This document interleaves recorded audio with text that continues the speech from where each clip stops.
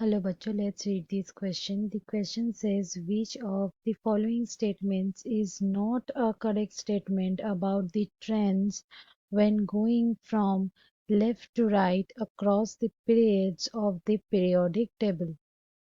इस क्वेश्चन में चार स्टेटमेंट्स दिए गए हैं।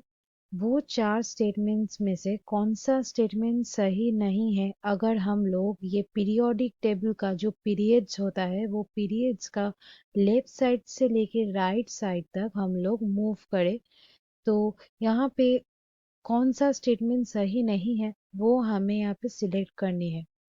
हम लोग एक एक करके स्टेटमेंट डिस्कस करेंगे, देखेंगे कि कौन सा सही है कौन सा सही नहीं है।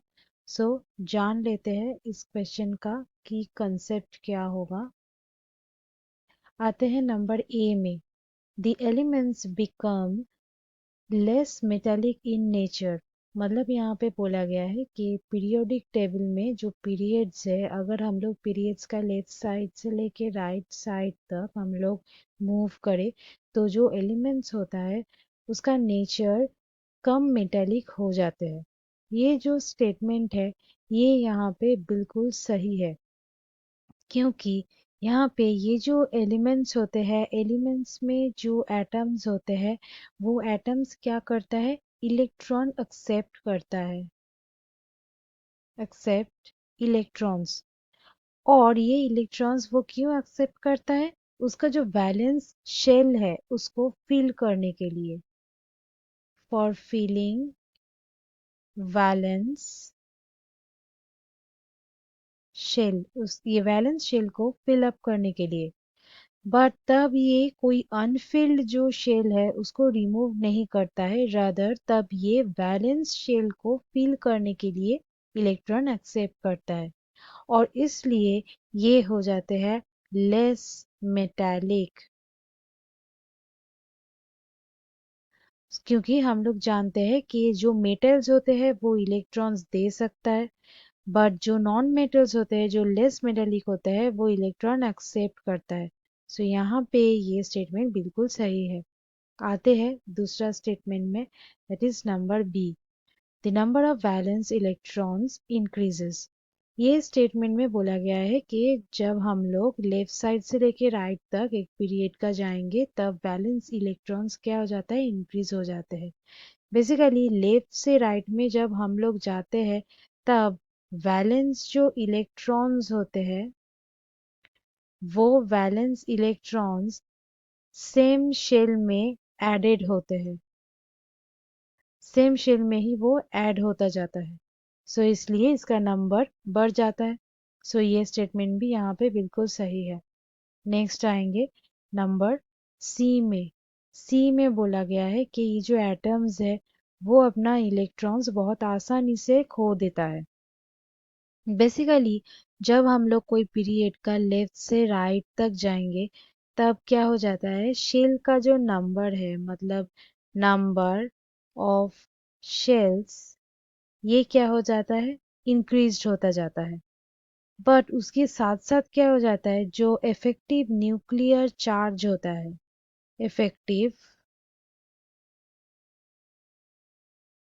न्यूक्लियर जो चार्ज होता है ये भी क्या हो जाता है, इंक्रीज हो जाते हैं। उस वजह से कि हमें क्या नजर आता है कि ये एलिमेंट का जो एटॉमिक साइज है, एटम का जो साइज है मतलब एटॉमिक जो रेडियस है, ये जो एटॉमिक साइज है वो डिक्रीज होता जाता है, वो रिड्यूस कर जाते हैं। और जिस वजह से क्या हो जाता है कि ये जो इफेक्टिव न्यूक्लियर जो चार्ज है वो क्या करता है, इलेक्ट्रॉन्स को बहुत टाइटली उसको पकड़ के रखता है। So hold the electrons more tightly. यहाँ पे बहुत टाइटली उसको पकड़ के रखता है। और ये जो टाइट जो होल्ड है इस वजह से क्या हो जाता है कि इलेक्ट्रॉन को उसके जो आउटर मोस्ट शेल है वहां से रिमूव करना बहुत ही डिफिकल्ट हो जाता है। So difficult to remove electron कहाँ से, आउटर मोस्ट शेल से। सो यहाँ पे ये जो दिया गया है स्टेटमेंट ये बिल्कुल गलत है यहाँ पे, क्योंकि इजीली ये नहीं इलेक्ट्रॉन लूज करता है। सो ये स्टेटमेंट यहाँ पे गलत हो गया। नेक्स्ट आते हैं नंबर डी में। स्टेटमेंट नंबर डी में बोला गया है कि जो ऑक्साइड्स होते हैं ये ज़्यादा एसिडिक हो जाते हैं जब हम लोग पीरियड का लेफ्ट साइड से लेके राइट तक मूव करेंगे। सो जब हम लोग लेफ्ट से राइट तक मूव करते हैं तब इलेक्ट्रो एलिमेंट्स का जो इलेक्ट्रोनेगेटिविटी है, इलेक्ट्रो नेगेटिविटी जो होते हैं वो इंक्रीज हो जाते हैं।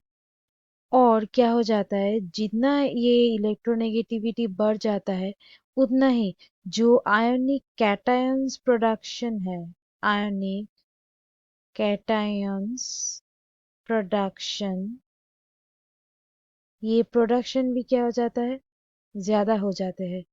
इसका मतलब जो एलिमेंट्स होता है वो ज्यादा कैटायन ले सकता है और वो हो जाते हैं एसिडिक,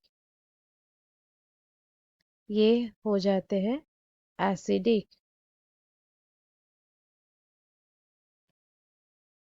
सो ये स्टेटमेंट भी यहाँ पे सही है। सो हमें जो इनकरेक्ट स्टेटमेंट है वो सिलेक्ट करना था, इसलिए यहाँ पे ऑप्शन सी हो जाएगा correct answer. So students, hope you understood it well. Best of luck.